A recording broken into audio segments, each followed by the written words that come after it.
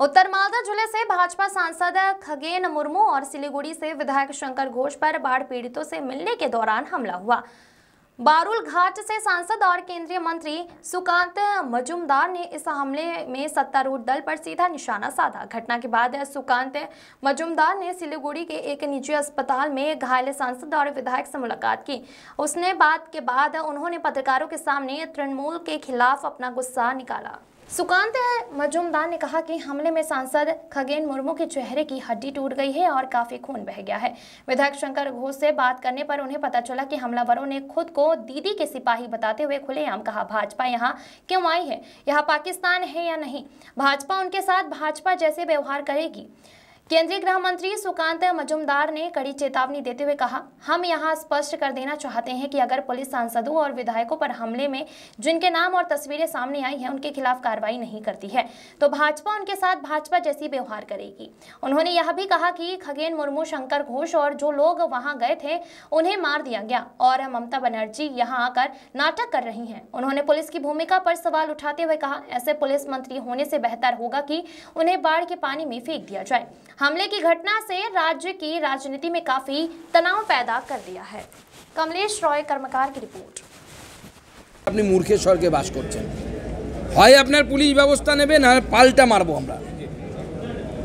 অন্ততপক্ষে উত্তরবঙ্গে সেই ক্ষমতা বিজেপি রাখে যে পাল্টা মারতে পারি আমরা তৃণমূল কংগ্রেসকে, তাহলে কিন্তু অবস্থা খারাপ হবে। আমরা মমতা বন্দ্যোপাধ্যায়ের রুট অবরুদ্ধ করে দিতে পারতাম, কিন্তু আমরা ওগুলো করি না। 5000 লোক নিয়ে মমতা বন্দ্যোপাধ্যায়কে ঘেরাও করতে পারতাম, কিন্তু আমরা করি না।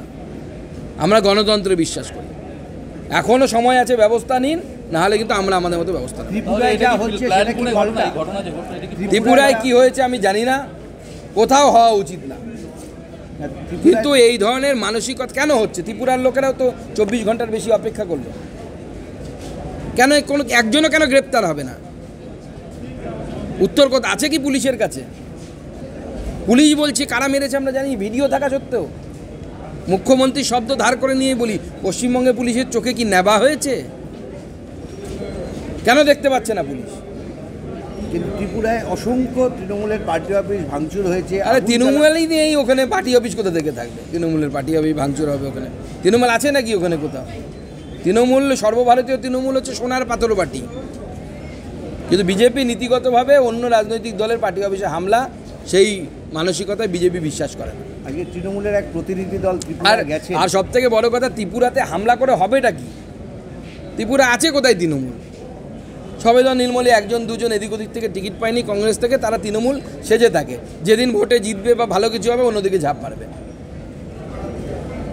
দাদা, আরেকটা অন্য প্রশ্ন, যেহেতু আপনি আছেন এসআইআর ক্ষেত্রে কমিশনের ফুল বেঞ্চও না, এখন এসআইআর হবে বলে আমরা জানি। নির্বাচন কমিশন আমাদেরকে যতবার আমরা গেছি ততবার ওনারা তাই জানিয়েছেন। তো নির্বাচন কমিশন তাদের পদ্ধতি অনুসারে কাজ করবে, ওখানে তো আমাদের কোনো বিষয় নেই বা সরকারেরও কোনো বিষয় নেই।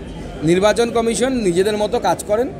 সরকারি মেশিনারি নির্বাচন কমিশনের হয়ে কাজ করে যখন নির্বাচন কমিশন ভোটের দায়িত্ব নেয় বা ভোটার লিস্টের দায়িত্ব নেয় বা ভোটার লিস্টের পরিমার্জন সংশোধন করে। তিনটে জেলায় বিশেষ নজর, বাঁকুড়া, মেদিনীপুর, পূর্ব মেদিনীপুর। না, যদি তাদের কাছে কোনো ইনপুট থাকে, অনেক জায়গায় আমরা আপনাদের কাছে আমি প্রেস কনফারেন্স করে বলেছিলাম যে আধার স্যাচুরেশন 100%-এর বেশি আছে বেশ কিছু জেলায়। আধার স্যাচুরেশন মানে একটি জেলায় যদি 100 জন ব্যক্তি থাকে, 104 জন 110 জনের 110টা আধার দেওয়া হয়েছে। অনেক সময় ডুপ্লিকেট আধারও হয়, একজনের দুটো করে হয়। অনেক সময় ফেক ডকুমেন্ট দিয়ে অনেকে আধার তৈরি করে যারা অনুপ্রবেশকারী। অনুপ্রবেশকারীদের বাইরে যেতে হবে। নরেন্দ্র মোদীর সরকার যতক্ষণ আছে, যারা অনুপ্রবেশকারী তাদেরকে বাইরে যেতে হবে। যারা উদ্বাস্তু তারা ভারতবর্ষে থাকবেন, তারা 14 সালের আগে এলে সিএর মাধ্যমে নাগরিকত্বে আবেদন করবেন। আমাদের স্ট্যান্ড ক্লিয়ার। একটা দাবি উঠছে যে জাতীয় বিপর্যয় হিসেবে কেন ঘোষণা করা হবে না এই ঘটনাকে? আপনি কেন্দ্রীয় মন্ত্রী, আপনার কাছেও নিঃসন্দেহে এই দাবি এসেছে। দেখুন, এই প্রস্তাব তো রাজ্য সরকারকে কেন্দ্রের কাছে পাঠাতে হয়।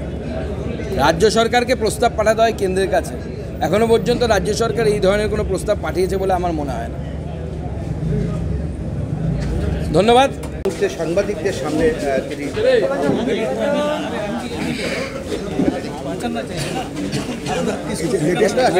विधायक है हमारे साथ। लेटेस्ट मेडिकल बुलेटिन বলছি কেমন দেখলেন? এটা পড়ে দিন দাদা, এটা পড়ে দিন। দেখুন, আপনারা জানেন খগেন মুর্মু আমাদের শঙ্কর ঘোষ একজন এমপি। খগেন মুর্মু তো শুধু এমপি নয়, তিনি বিভিন্ন সাংবিধানিক পদে থেকেছেন তার দীর্ঘ রাজনৈতিক জীবনে।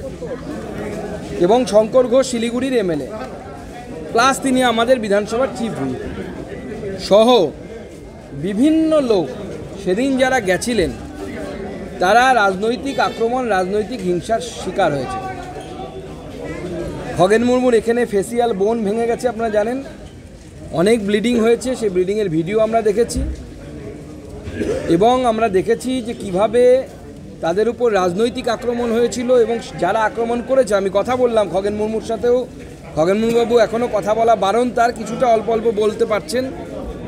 শঙ্কর ঘোষের সাথে ডিটেলসে কথা বললাম। যারা আক্রমণ করেছে তারা প্রকাশ্যে বলেছে আমরা দিদির সৈনিক, এখানে বিজেপি কেন আসবে? তো বাবার সম্পত্তি পেয়েছে নাকি? পাকিস্তান পেয়েছে ওখানে নাকি? ওখানে যে ওখানে বিজেপি যেতে পারবে না? এবং আমরা পরিষ্কার বলে দিতে চাই, যাদের নাম এবং ফটো দেখা গেছে, পুলিশ যদি এদের বিরুদ্ধে ব্যবস্থা না নেয়, বিজেপির মতো করে ট্রিটমেন্ট করবে। আমাদের শঙ্কর ঘোষ সহ, খগেন মুর্মু সহ, বাপি গোস্বামী থেকে শুরু করে কেউ নেই এখানে। আমাদের কয়েকজন আছে যারা গেছিল, তারা প্রত্যেকে মার খেয়েছে, একজনও নেই যারা মার খায়নি। আর মমতা বন্দ্যোপাধ্যায় এখানে এসে নাটক করছেন। উনি রাজ্যের এই অংশে থাকার পরেও একজন সাংসদ যেখানে এইভাবে আক্রমণের শিকার হলেন, এখনও কেউ অ্যারেস্ট হয় না কেন? এরকম অপদার্থ পুলিশ মন্ত্রী থাকার থেকে তাকে বন্যার জলে ফেলে দিলে ভালো হবে। আমার ট্যাক্সের টাকায়, আমাদের ট্যাক্সের টাকায় এই পুলিশদের মাইনে হবে, মমতা বন্দ্যোপাধ্যায়ের মাইনে হবে। মমতা বন্দ্যোপাধ্যায় এসি গাড়িতে চড়বেন আর তিনি আমাদের লোকেদের রক্ত ঝরাবেন, উত্তরবঙ্গের লোকেদের, আদিবাসী লোকেদের রক্ত ঝরাবেন। এটা মেনে নেওয়া যায় না। খগেন মুর্মু শুধু একজন সাংসদ নন, তিনি পশ্চিমবঙ্গের একটি জেনারেল সিট থেকে বিজেপির দেয়া এসটি ক্যান্ডিডেট, তিনি জিতে এসেছেন জেনারেল সিট থেকে। আদিবাসী সমাজকে সম্মান দিতে না পারেন, ঠিক আছেন। দ্রৌপদী মুর্মু মাননীয় রাষ্ট্রপতিকে নিয়ে আপনারা বাজে কথা বলবেন, ঠিক আছে, আমরা সেটাও মেনে নিচ্ছি। কিন্তু আদিবাসী সমাজের মানুষের রক্ত ঝরানোর অধিকার মমতা বন্দ্যোপাধ্যায়কে কেউ দেয়নি। আজকে এই মেডিকেল বুলেটিন, তাতে আমরা পরিষ্কার দেখতে পাচ্ছি খগেন মুর্মু, আমি পড়ে দিচ্ছি আপনাদের জন্য, 60 years old male, resident of Malda, West Bengal, India, PIN number so admitted to this hospital on 6th of this month as a case of facial injury following alleged history of assault, comorbidity, hypertension and diabetes mellitus. Hypertension, diabetes mellitus আজকালকার দিনে সবার থাকে, আমারও আছে। আমার এই 45 বছর বয়সে হাইপারটেনশন এবং ডায়াবেটিস আছে। তো স্বাভাবিকভাবে মেন সমস্যা হচ্ছে এই যে এখানে যে বোনটা, ফেসিয়াল বোনটা ভেঙে গেছে। 6 সপ্তাহ কমসে কম লাগবে, ডাক্তারবাবুরা বলেছেন, খগেন মুর্মু যেটা আমাকে জানালেন, এটা ঠিক হওয়ার জন্য। তার মধ্যে 1 মাস অর্থাৎ 4 সপ্তাহ তাকে কথা বলা যাবে না, খুব কম কথা বলতে হবে।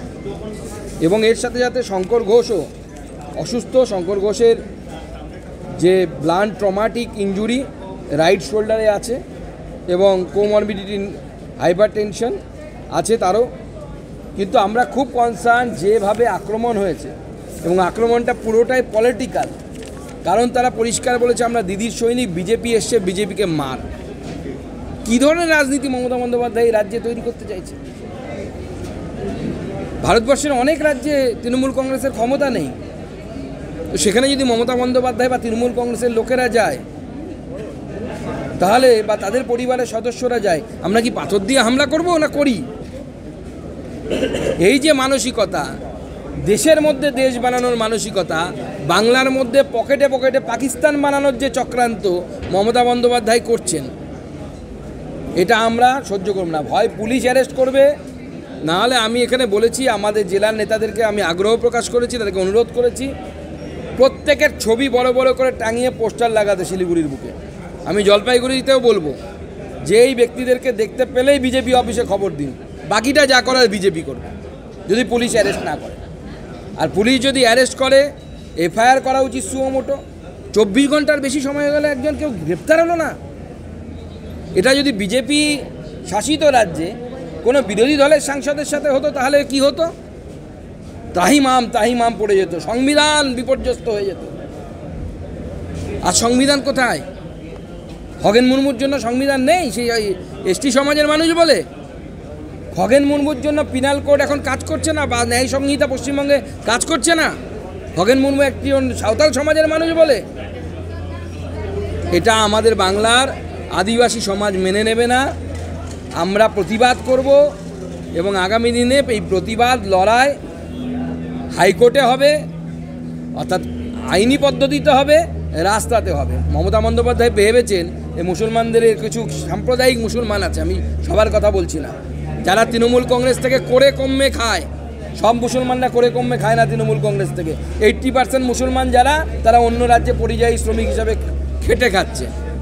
আর 20% মুসলমান আছে যারা তৃণমূল কংগ্রেসে করে কমে খায়।